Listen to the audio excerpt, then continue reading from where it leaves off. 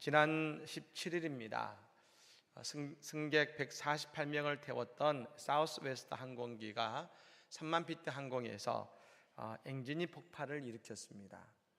그 엔진이 폭발을 하면서 그것도 위험한 일인데 그 파편된 폭발할 때 파편들이 비행기의 창문을 때려가지고 창문이 깨어지고 그 파편에 사람들이 부상을 당하는 일도 있었습니다.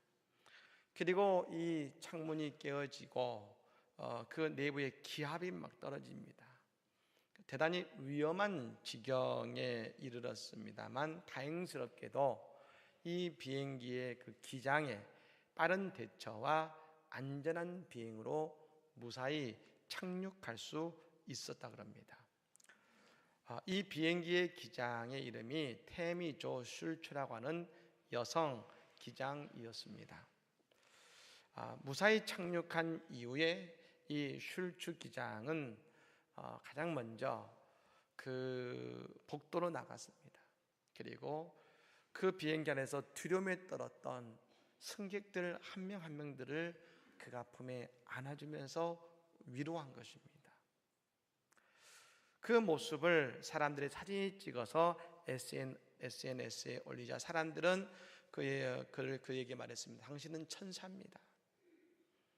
그 안아줬을 때 그 위로를 받는 사람들이 당신은 천사입니다. 그리고 그 안아주는 사진을 SNS에 올렸는데요, 그 아래에 사람들이 이렇게 댓글을 달았습니다. That's Christian's power. 이것이 바로 크리스찬의 힘이다. 이렇게 달았습니다. 슐츠 기장은 크리스찬으로서 그가 무사히 비행기를 착륙시킨 이후에 이렇게 친구들에게 문자를 보냈다고 합니다. God is good. 하나님은 선하십니다.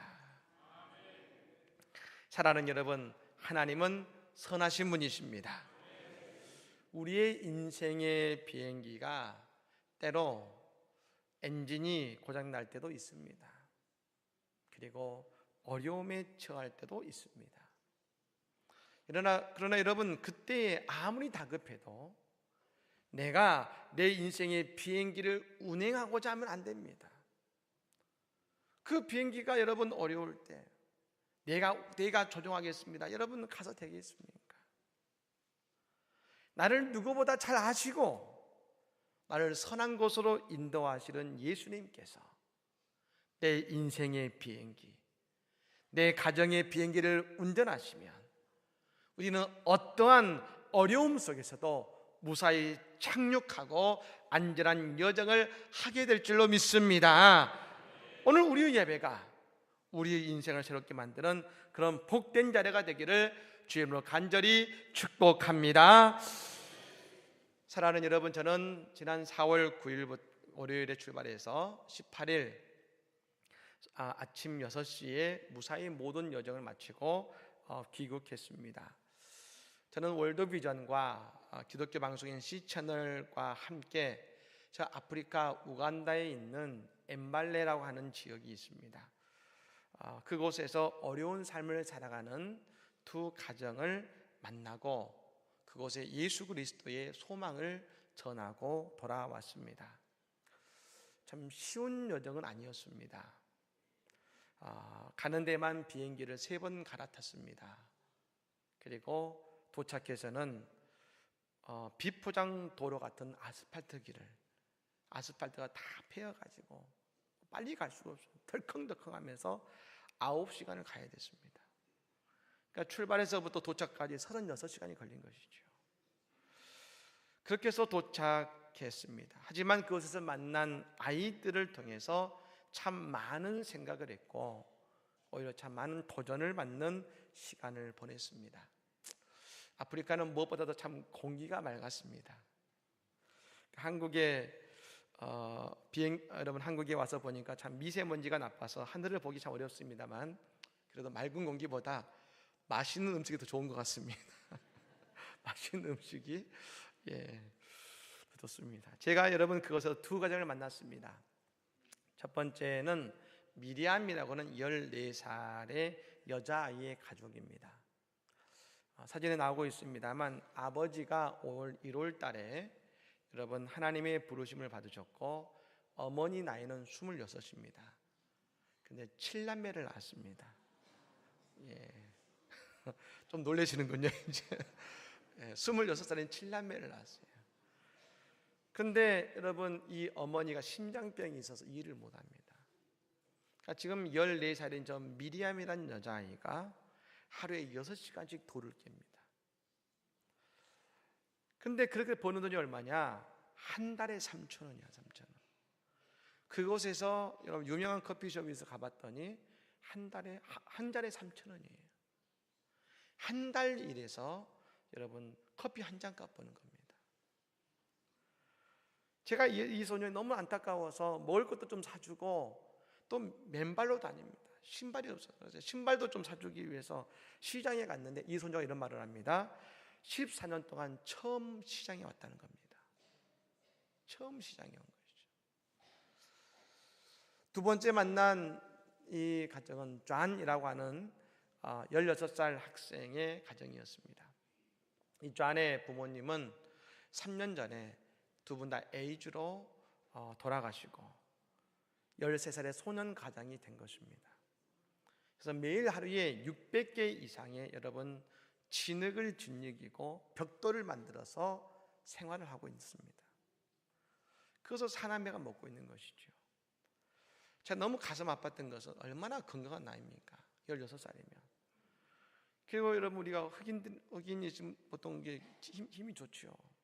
근육도 많고. 그래서 제가 하루에 600개씩 여러분 벽돌을 만드니까 저도 한 10개 만들어 봤더니 너무 10개 만들어 힘든데 하루 종일 600개 만드니까 얼마나 수고하겠습니까? 그래서 제가 한번 얼마나 근육이 있었는지 팔을 한번 만져봤습니다. 이렇게 만져봤더니 깜짝 놀란 거 뭐냐면 뼈밖에 없어요. 뼈밖에. 근육이 없습니다. 먹지를 못하니까 그 팔로 하루에 600개의 벽돌을 만들고 있는 겁니다. 참 가슴이 아팠습니다. 제가 이 두 가정을 모두 만나고 이 아이들과 함께 이야기를 나누면서 제가 모두 물어봤습니다. 이들에게 지금 뭘 제일 하고 싶니? 라고 물었을 때 이 아이들의 말은 다 똑같았습니다. 라이스, 쌀 먹고 싶어요. 이게 이들의 공통된 요청이었습니다. 그래서 저는 오늘 말씀을 오늘 본문으로 선택했습니다. 너희가 먹을 것을 주라. You give them something to eat. 너희가 먹을 것을 주라.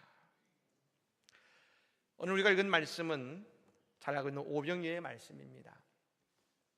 지금 예수님 앞에는 큰 무리가 있습니다. 이들은 아침부터 저녁 이르기까지 예수님의 곁에 있었습니다.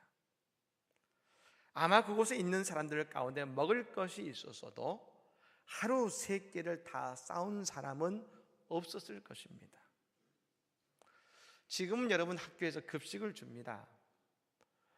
그래서 부모님들이 더 이상 도시락을 싸는 수고를 하지 않으셔도 됩니다만 제가 학교 다닐 때만 해도 중고등학생이 되면 하루에 도시락을 2개씩 싸갔습니다. 하나는 점심을 위해서고 하나는 저녁 식사를 위해서인 것이죠. 근데 늘 똑같이 저녁을 먹을 때가 되면 도시락을 다 먹어가지고 저녁이 되면 매점으로 뛰어가야 했습니다. 그랬던 기억이 있습니다만 근데 이들이 여러분 예수님을 따라 나올 때 그렇게 오래 있을 것이라고 생각하지 못했을 것입니다. 그래서 그곳에 있는 사람들은 최소한 한 끼 이상 굶은 사람들이 많았을 겁니다. 독이 이곳은 광야입니다. 그렇기 때문에 먹을 것도 팔지 않을 뿐 아니라 10,000명이 넘는 사람들이 그것에 서로 부딪히고 있으니 얼마나 힘든 시간을 광야에서 보냈겠습니까? 그러니 그 어느 때보다도 배가 고팠을 것입니다.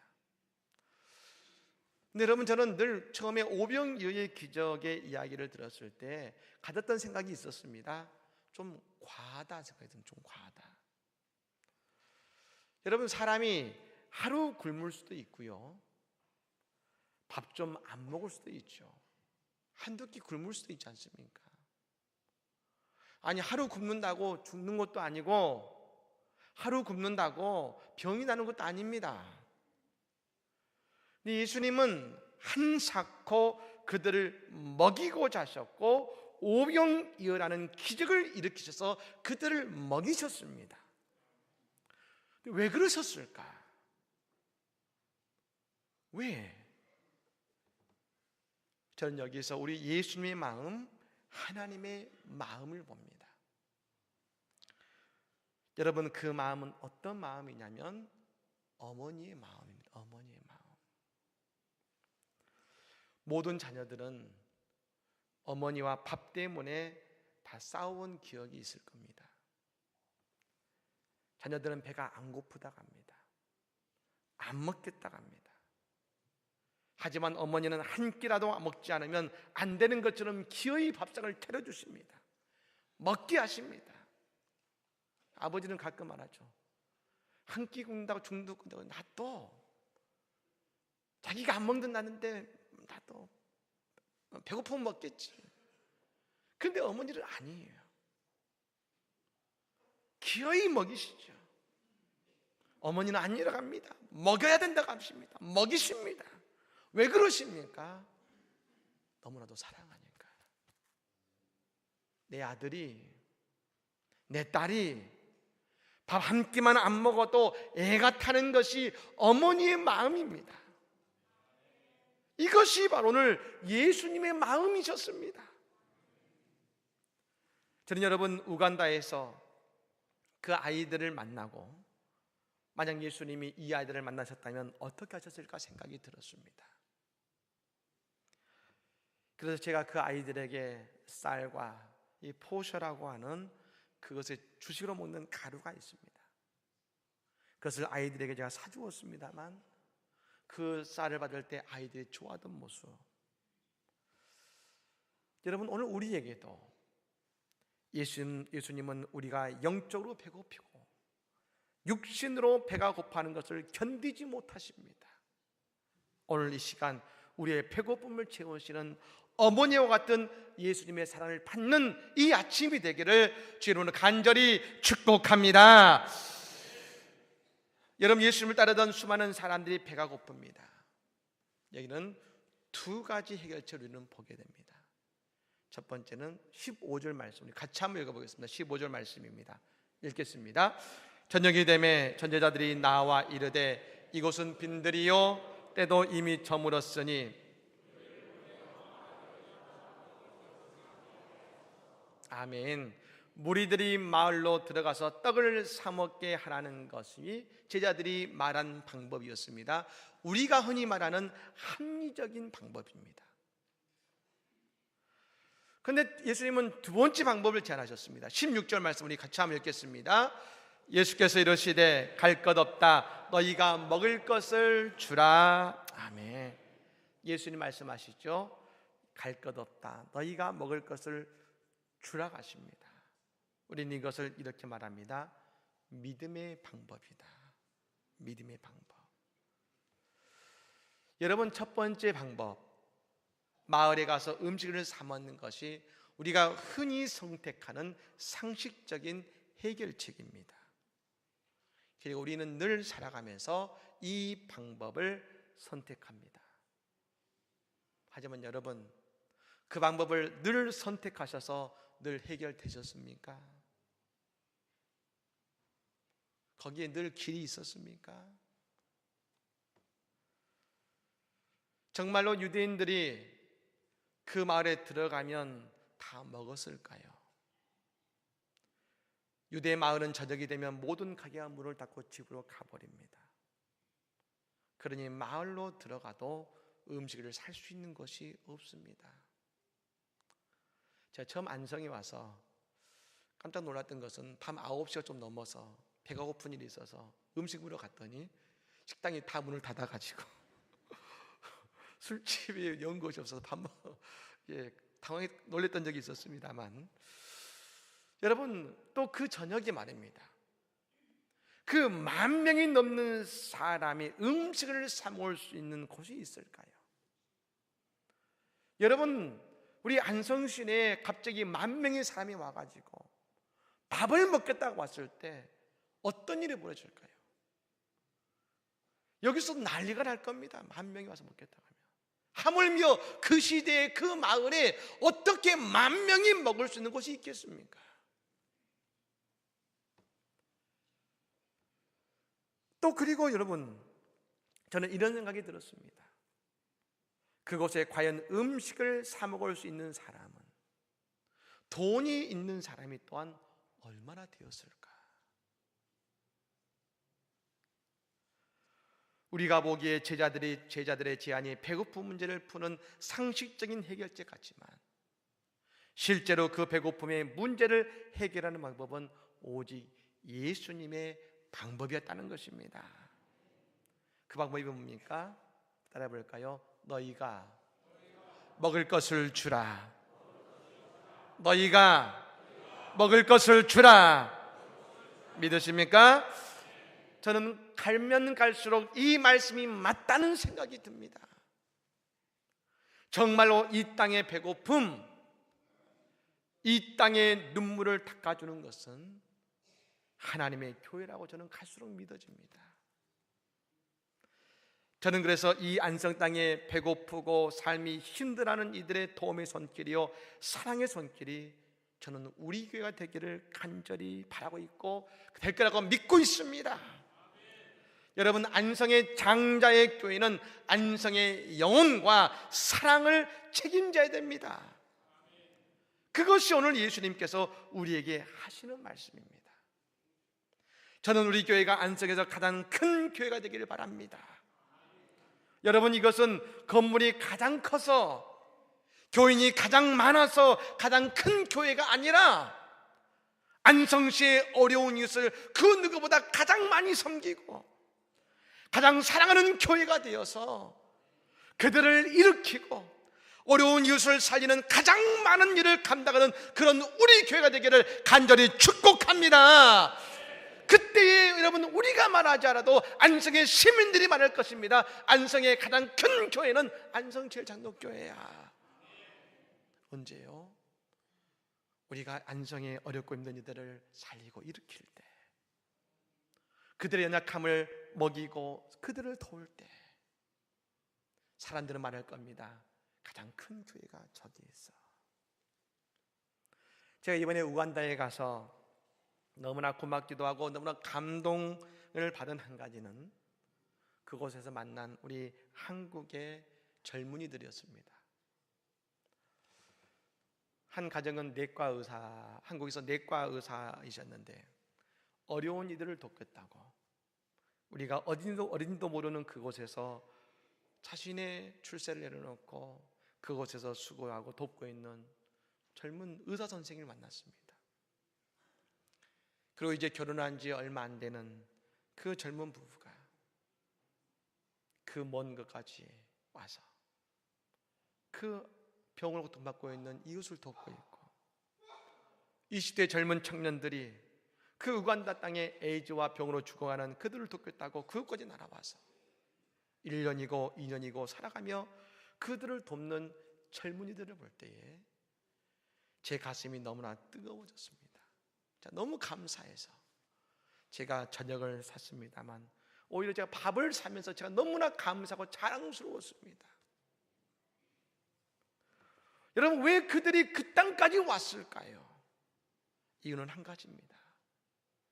예수님의 방법. 너희가 먹을 것을 주어라. 그 말씀에 아멘해서 그것까지 온 것 아니겠습니까? 그리고 그 땅의 사람들이 조금씩 변해간다는 말을 듣고서 얼마나 감사했는지 모릅니다. 사랑하는 여러분, 예수 안에 소망이 있고 예수 안에 길이 있고 예수 안에 방법이 있음을 믿으시기를 바랍니다. 마지막으로 제자들이 예수님께 물고기 2마리와 보리떡 5개를 가지고 왔습니다. 예수님께서 그것을 축사하시고 떼어서 제자들에게 주시자 모든 무리가 다 배불리 먹고도 12광제가 남았다고 했습니다. 10,000명이 먹고 남았습니다. 기적이 일어난 것입니다. 근데 여러분, 기적은 언제 일어났습니까? 제자들이 안 돼요, 방법이 없어요 하는 것이 아니라 너희가 먹을 것을 주어라는 말씀에 순종하기 위해서, 그 말씀에 순종해서 먹을 것을 찾기 위해 나섰을 때 일어났습니다. 그리고 물고기 2마리와 보리떡 5개이지만 그것을 예수님 앞에 가지고 왔을 때 일어났습니다. 그리고 예수님께서 그 오병이어에 축사하실 때 그곳에 기적이 일어난 것입니다. 사랑하는 여러분, 우리에게는 예수님이 계십니다. 예수님이 계십니다. 예수님이 계십니다. 우리가 이 땅에 살아가면서 세상의 상식의 방법으로 사는 것이 아니라 우리는 예수님의 축복의 능력으로 살아가는 사람들인 것입니다. 그게 우리들입니다. 오늘 예수님이 제자들에게 말씀하십니다. 너희가 먹을 것을 주어라. 이 말씀은 오늘 우리에게 기적의 주인공이 되라고 초청하고 계시는 것입니다. 이 세상에서 예수님의 축복을 받는 인생이 될 때에 어떠한 기적이 일어났는지 날마다 경험하며 살아가라고 말씀하시는 것이죠. 그런데 언제 우리가 그 기적의 주인공이 됩니까? 말씀에 순종해서 내가 거둘 수 있는 것이 물고기 2마리야 보리떡 5개지만 예수님께 그것을 가지고 나올 때 우리는 기적의 주인공이 될 줄로 믿습니다. 2차 대전 때에 바비 힐이라고 하는 소년이 있었습니다. 이 소년은 미공군 상사, 이탈리아에 주둔하고 있던 미공군 상사의 아들이었습니다. 이 바비 힐이라고 하는 소년이 이 슈바이처 박사의 책을 읽고 너무 감동을 받았습니다. 그래서 이 소년이 모아놓은 돈, 그 용돈을 가지고 모두 모아서 아스피린 한 병을 샀습니다. 그리고 그 아스피린 한 병을 그곳에 있는 공군 사령관에게 편지와 함께 보낸 겁니다. 그 편지는 이렇게 쓰여 있었습니다. 이것을 낙하산에 달아서 아프리카에 있는 슈바이처 박사님에게 떨어뜨려 주십시오. 그래서 한 사람이라도 더 치료하게 해 주십시오. 이 사령관이 편지에 감동을 받았습니다. 그래서 거의 방송에 나갔는데 전 세계에 나간 것이죠. 여러분, 그래서 그 당시가 2차 대전 중입니다. 그런데 그 유럽에서 무려 40만 불, 지금으로 따지면 40억 이상 되는 그 엄청난 돈이 그것에 모여서 그 의약품을 슈바이처 박사에게 보낼 수 있었다고 합니다. 그렇습니다. 기적은 사랑의 마음으로 나아갈 때, 그리고 그것이 아스피린 한 병이라도, 그것이 물고기 2마리와 보리떡 5개라 할지라도 예수님의 손에 들려질 때에 그 기적은 일어나는 것입니다. 사랑하는 성도 여러분, 예수의 말씀에 순종하십시오. 그리고 주님의 손에 우리의 인생의 연약함을 올려드리십시오. 그리고 이제 예수님의 기적의 증인이 되시기를 바랍니다. 오늘 우리의 모든 것이 우리의 간증이 되시기를 우리의 구원자이신 예수님을 간절히 축복합니다. 아멘. 우리 찬양하겠습니다.